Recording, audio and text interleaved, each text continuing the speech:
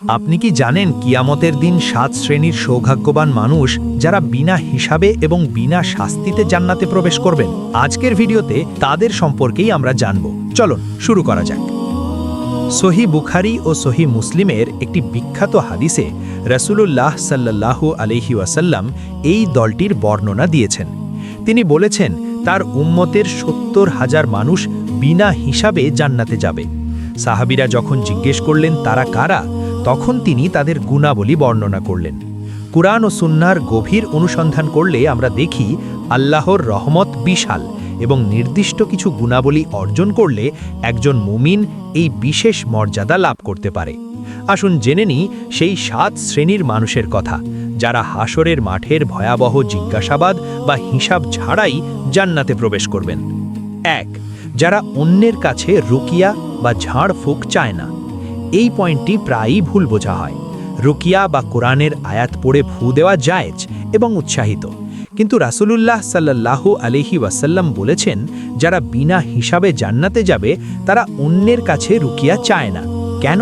কারণ তাদের হৃদয় আল্লাহর সাথে এতটাই গভীরভাবে যুক্ত যে তারা সৃষ্টির কাছে আধ্যাত্মিক সাহায্য চাইতে লজ্জা পায়। তারা কেবল স্রষ্টার ওপর নির্ভর করে। তারা অসুস্থ হলে প্রথমে আল্লাহর দিকে ফেরে।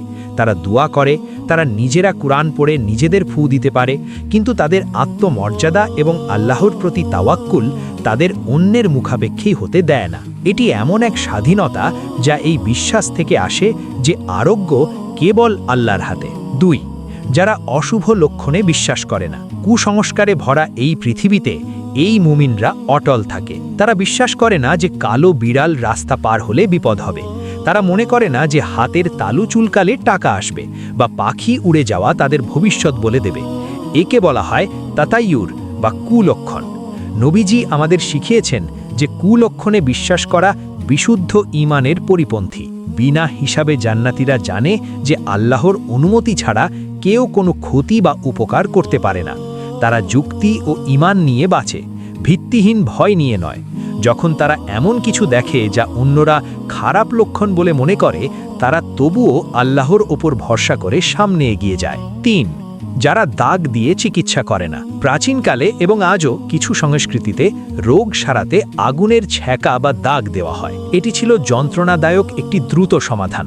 রাসূলুল্লাহ সাল্লাল্লাহু আলাইহি ওয়াসাল্লাম এটি অপছন্দ করতেন।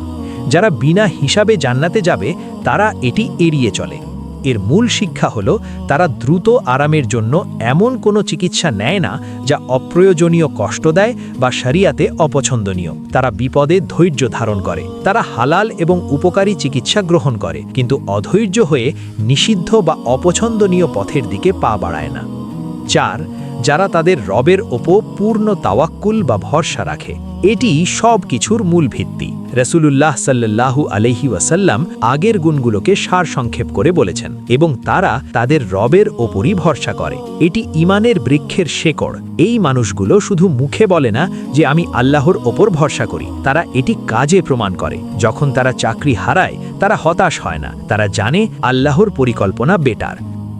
যখন তারা কোনো ট্র্যাজেডি বা বিপদের মুখোমুখি হয় তারা আল্লাহর প্রজ্ঞা নিয়ে প্রশ্ন তোলে না। তাদের হৃদয় পাখির হৃদয়ের মতো। পাখিরা সকালে খালি পেটে বের হয় এবং দিন শেষে ভরা পেটে নিড়ে ফেরে, কারণ তারা জানে আল্লাহই রিজিক দাতা। এই গভীর বিশ্বাসই তাদের হাসরের দিনের প্রশ্নবাণ থেকে রক্ষা করবে। যেহেতু তারা দুনিয়াতে আল্লাহর ওপর পুরোপুরি ভরসা করেছিল, আল্লাহ পরকালে তাদের পুরোপুরি নিরাপত্তা দেবেন। 5. যারা ধৈর্যশীল, আস-সাবিরুন। প্রথম 4টি গুণ হাদিসে বর্ণিত 70,000 মানুষের, কিন্তু কোরআনে আল্লাহ সুসংবাদ দিয়েছেন আরেকটি দলের, যাদের পুরস্কার অসীম। সূরা আজ-জুমারে আল্লাহ বলেন, ধৈর্য ধারণকারীগণই তাদের পুরস্কার পাবে অগণিত, বিনা হিসাবে। এখানে বিগাইরি হিসাব শব্দটি ব্যবহার করা হয়েছে, যার অর্থ কোনো গণনা ছাড়া, কোনো সীমা ছাড়া। এরা সেই মানুষ যারা জীবনের কঠিন পরীক্ষা, প্রিয়জনের মৃত্যু, দীর্ঘস্থায়ী অসুস্থতা, দারিদ্র্য বা অপবাদের মুখোমুখি হয়েছে, কিন্তু তারা অভিযোগ করেনি, তারা আশা হারায়নি। যখন ঈমান ধরে রাখা জ্বলন্ত কয়লা হাতে রাখার মতো কঠিন ছিল, তখনও তারা ঈমান ছাড়েনি। দুনিয়াতে তাদের ধৈর্য ছিল অসীম, তাই পরকালে আল্লাহর পুরস্কারও হবে পরিমাপহীন। মিজানের পাল্লা তাদের পুরস্কার মাপতে পারবে না। 6. শহীদগণ। যিনি আল্লাহর পথে নিজের জীবন উৎসর্গ করেন, তার মর্যাদা এমন যে নবীরাও তাদের নিয়ে গর্ব করেন। রাসূলুল্লাহ সাল্লাল্লাহু আলাইহি ওয়াসাল্লাম বলেছেন, একজন শহীদকে 6টি পুরস্কার দেওয়া হয়, যার মধ্যে একটি হলো সে হাসরের দিনের মহাত্রাস বা ফাজাউল আকবার থেকে নিরাপদ থাকবে। যখন অন্যেরা ভয়ে ঘামছে এবং দুশ্চিন্তায় ডুবে আছে, শহীদ তখন নিরাপদ। তাদের হিসাব তাদের রক্ত দিয়েই চুকিয়ে দেওয়া হয়েছে। তারা স্রষ্টার জন্য তাদের সবচেয়ে প্রিয় বস্তু নিজেদের প্রাণ দিয়ে দিয়েছে। তাই স্রষ্টা তাদের কোনো জিজ্ঞাসাবাদ ছাড়াই তার জান্নাতে প্রবেশের অনুমতি দেবেন। 7. দরিদ্র ও অসহায় মুমিনগণ। যারা দুনিয়াতে আর্থিক কষ্টে আছে, তাদের জন্য এটি একটি বড় সান্ত্বনা। সুনানে তিরমিজির একটি হাদিসে রাসূলুল্লাহ সাল্লাল্লাহু আলাইহি ওয়াসাল্লাম বলেছেন যে দরিদ্র মুহাজিররা ধনীদের 500 বছর আগে জান্নাতে প্রবেশ করবে। যখন ধনীদের প্রতিটি পয়সার হিসাব দিতে আটকে রাখা হবে, কোথা থেকে আয় করেছ, কোথায় ব্যয় করেছ, তখন দরিদ্র মুমিনদের হিসাব দেওয়ার মতো খুব কমই থাকবে। তাদের কোনো সাম্রাজ্য ছিল না, জমানো সোনা ছিল না, অপব্যবহার করার মতো ক্ষমতা ছিল না। দুনিয়ার এই অভাবই তাদের পরকালে দ্রুত পার হওয়ার টিকিট হয়ে যাবে। ধনীদের বিচার চলাকালীনই তারা জান্নাতের গেট দিয়ে প্রবেশ করবে। এই 7 শ্রেণীর মানুষের কথা চিন্তা করার সময় আমাদের নিজেদের হৃদয়ের দিকে তাকাতে হবে। হাসরের দিন সত্য, হিসাব নিকাশ সত্য, কিন্তু আল্লাহর রহমতও সত্য। আপনি হয়তো ভাবছেন, আমি তো শহীদ নই, আমার ধৈর্য কম বা আমার তাওয়াক্কুল দুর্বল।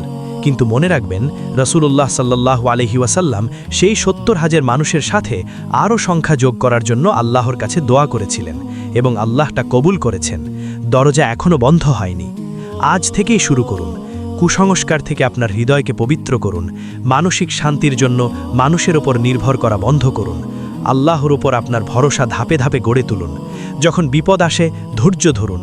যখন অল্প থাকে, তখন কৃতজ্ঞ হন। আমরা দোয়া করি আল্লাহ যেন আমাদের সেই দলের অন্তর্ভুক্ত করেন যাদের নাম ধরে জান্নাতের দরজায় ডাকা হবে, যারা মিজানের পাল্লা এবং হাসরের ভয়াবহতা এড়িয়ে সরাসরি আল্লাহর রহমতের কোলে আশ্রয় নেবে।